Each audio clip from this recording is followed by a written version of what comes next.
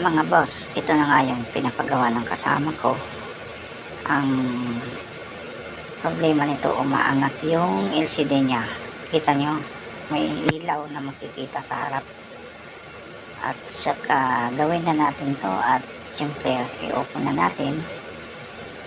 Pangalawa, tanggalin muna natin yung pinaka SIM card tray niya para hindi siya humaharang at madali na lang buksan.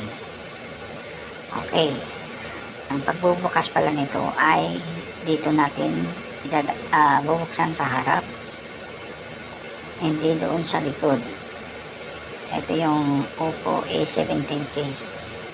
Yan, ikot-ikotin nyo lang hanggang sa bubukas na yan.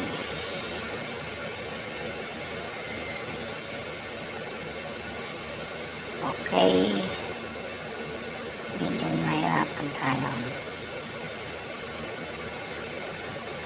kaya dahan-dahan ko lang binubuksan kasi baka mamaya maputol yung flex niya at magkakaroon pa ng malaking damage kasi unang bukas pa lang natin ng Oppo na ito.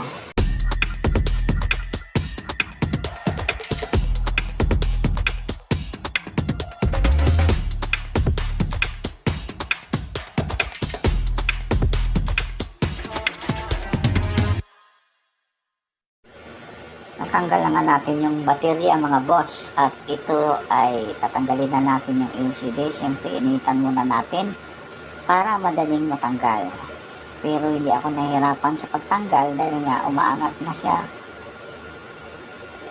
At bago nyo lagyan ng pandikit, siyempre linisin nyo muna, saka ayan, paikot.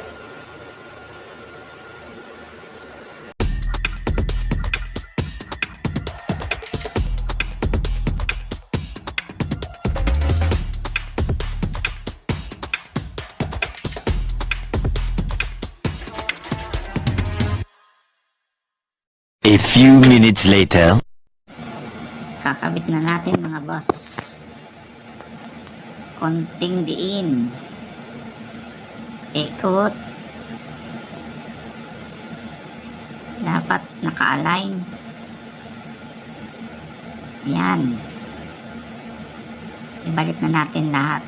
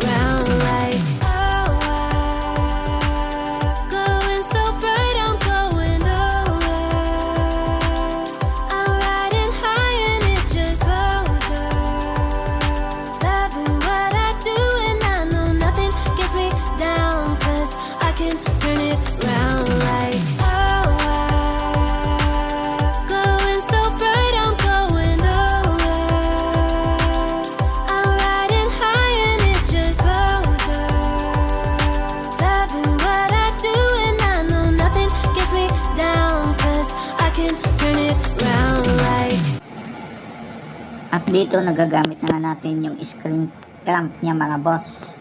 Way na mano sa paggawa ng cellphone na to. Bagong dating yan. Siyempre sa pagkabit, dandahan, huwag masyadong higpit. Baka masira pa yung cellphone nyo. Mababasag pa at mag-aabuno pa tayo.